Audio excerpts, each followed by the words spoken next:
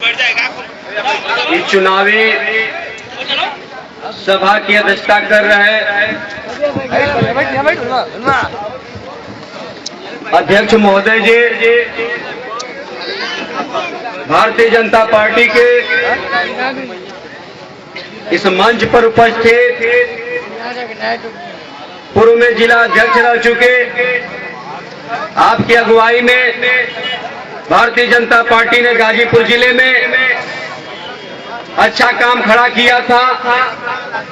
वर्तमान समय में आप भारतीय जनता पार्टी के काशी क्षेत्र के क्षेत्रीय उपाध्यक्ष हैं, गाजीपुर जिले के लोकसभा के संयोजक हैं आदरणीय श्रीमान रामतेज पांडे जी।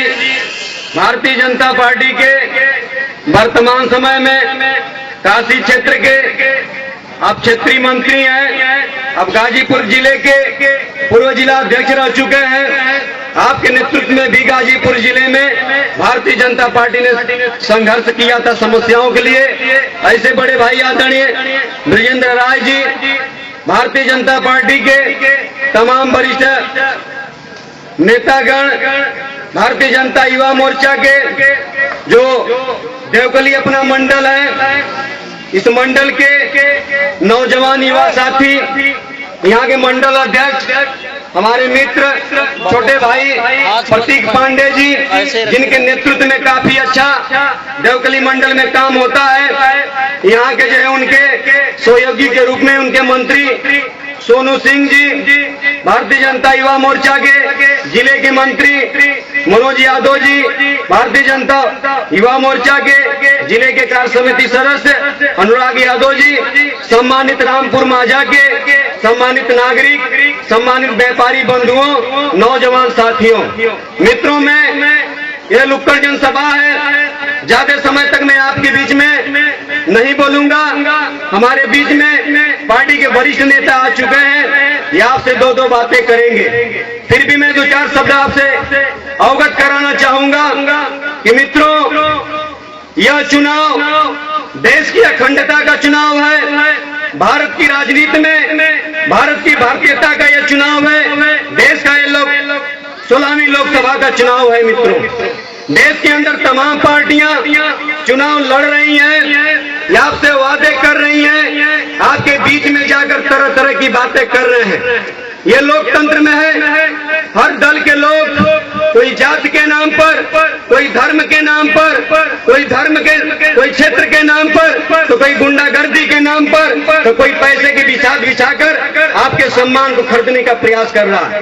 मगर मैं बता दूं आप लोग को, जब यही भारत मातृभूमि, यही देश गुलामी की जंजीरों में जकड़ा हुआ था, यही भारत के माता के चिथड़े किए जा रहे थे, इनके आंचल को फाड़ा जा रहा था। इसी देश के लोगों ने न कौम की चिंता की थी, न जात की चिंता की थी, न क्षेत्र की चिंता की थी। अगर रेलवे लाइन साइडपुर में उखाड़ी गई थी, गुजरात में भी उखाड़ी गई थी।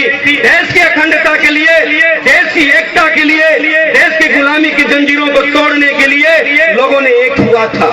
देश में एक परिवर्तन की लहर चली थी, अंग्रेज भारत से भगाओ, यह अभियान चला था मेरे नौजवान साथियों।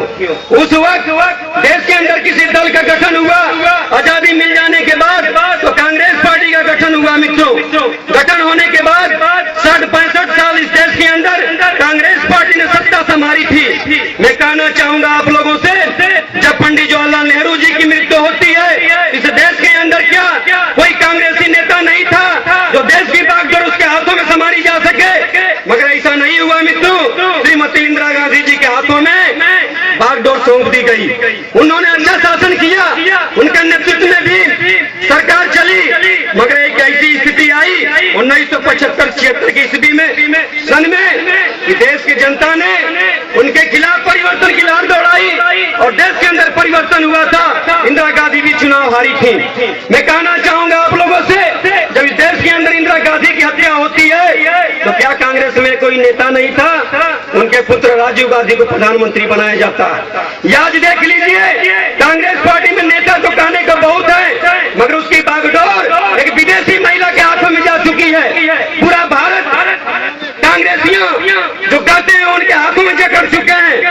इसलिए मैं कहना चाहूंगा मित्रों, देश का विकास चाहते हैं, इस मिट्टी में पला बड़ा, गुजरात के धरती में पला बड़ा, गरीबी के टुकड़ों में पला बड़ा, इस देश में एक नेता पैदा हुआ है, नरेंद्र मोदी।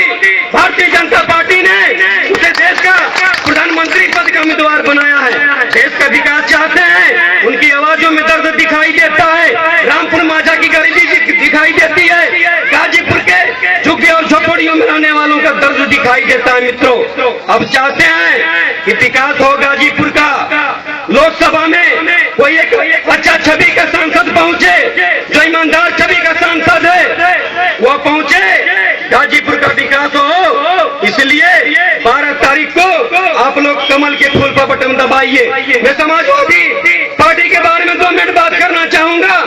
इसे पार्टी का नेता कहता है, तो पार्टी के दल का नेता कहता है कि नौजवानों से गलतियां हो जाती हैं। मैं कहना चाहूंगा आपके परिवार के नौजवान आप ही के परिवार में गलतियां कर जाएगा तो क्या उसको इसी तरह कहेंगे? आपके सम्मान के साथ ठेस पहुंचता है। मित्रों, इस देश के अंदर एक कानून बना है, उस कानून के दायरे में जो नौजवान गलती करता है, भारत का कोई भी व्यक्ति गलती करता है, उसे सजा मिलती है। मगर यार, अपराध को बढ़ाने के लिए, अपराध को बढ़ावा देने के लिए उत्तर प्रदेश में गुंडई हो, उसके विधायकों के, सांसदों की, पुलिस की गुंडई हो, इस पार्टी के नेता ने आवाज दिया है। इसलिए कहना चाहूंगा, यह वक्त आ गया है बदला लेने का।